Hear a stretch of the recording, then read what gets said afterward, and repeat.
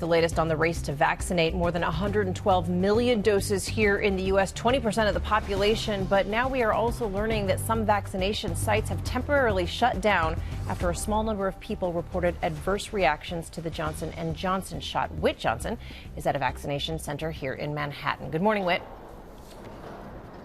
Cecilia, good morning to you. The rollout of the Johnson & Johnson vaccine is facing a couple of hurdles at once. States are bracing for a nearly 85% drop in doses next week, and a few vaccination sites paused operations temporarily after a small number of people had mild reactions. But health experts insist the vaccine is safe and effective. This morning, the CDC finding no safety issues at this North Carolina vaccine site, now recommending vaccinations continue at PNC Arena in Wake County, paused earlier when 18 people reported symptoms of nausea and dizziness in connection to the Johnson & Johnson single-shot vaccine. 4 went to the hospital for observation.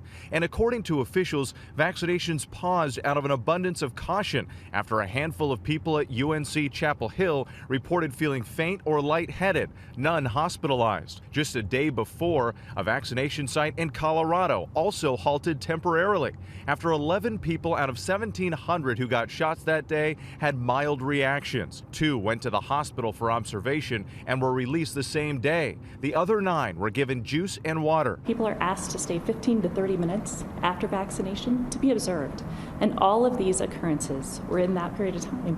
So I think the vaccination was likely safe and effective. The CDC insisting a vaccine analysis has found no reason for concern. Severe side effects to the J&J, Moderna, and Pfizer vaccines are extremely rare.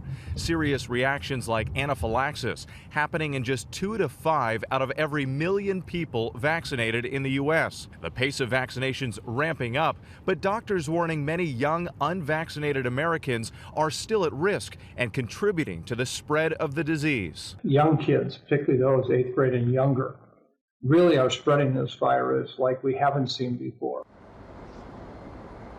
Now, the number of Johnson & Johnson vaccine doses going out to states is expected to drop dramatically from about 5 million this week to roughly 785,000 next week. But government officials say that distribution was always uneven, and they still expect the company to meet its goal of 100 million doses by the end of May. Cecilia? Okay, with so many questions based on what you just told us, so let's bring in right now Dr. Ashish Jha, Dean of the Brown University School of Public Health. Dr. Jha, thank you so much for being here with us this morning. We always appreciate your perspective. So these pauses there at these vaccination sites, as we just heard in Whit's report, we shouldn't be concerned. Do you agree with that? This is not something that should be concerning to folks who hear about this story. Yeah, good morning, Celia. Thanks for having me on. I actually just see this as a system working. You know, we are vaccinating millions of people every day in tens of thousands of sites.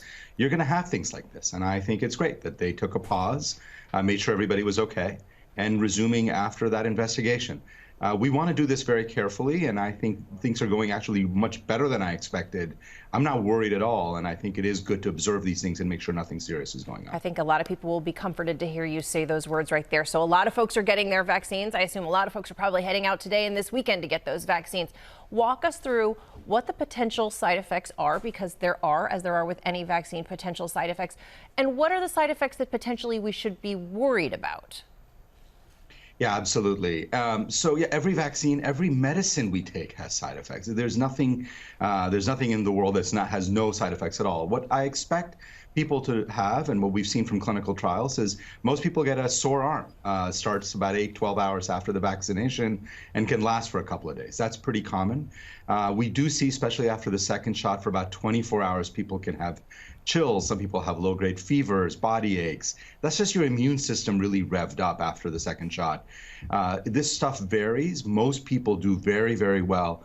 The only thing that we do watch for carefully is that with Moderna and Pfizer, we've seen about a couple of people out of 1 million, so very rare, have a severe allergic reaction, usually in people who've had a history of severe allergic reactions.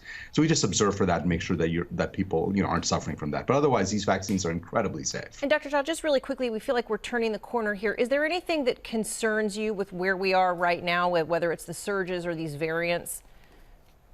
Yeah, I have to say I'm worried about half a dozen or so states where cases are really rising pretty quickly. Michigan, obviously, the most prominent of them. What we should be doing right now in places like Michigan is we should be surging tests, surging vaccinations, helping those states get over this. We're going to be all in a much better space in May, but I'm worried about the next few weeks, certainly in about those states where cases are really rising quickly. Okay, time to be prudent. We are almost there, everybody. Dr. Jha, thank you so much. Hi, everyone. George Stephanopoulos here. Thanks for checking out the ABC News YouTube channel. If you'd like to get more videos, show highlights, and watch live event coverage, click on the right over here to subscribe to our channel. And don't forget to download the ABC News app for breaking news alerts. Thanks for watching.